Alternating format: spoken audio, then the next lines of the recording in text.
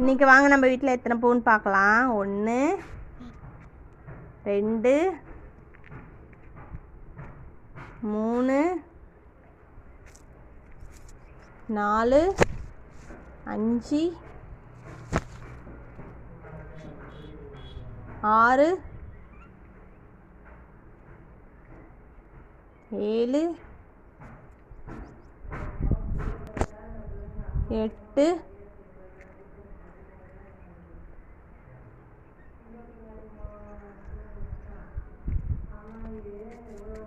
9 10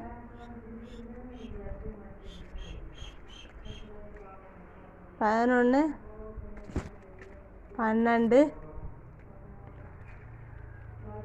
13 14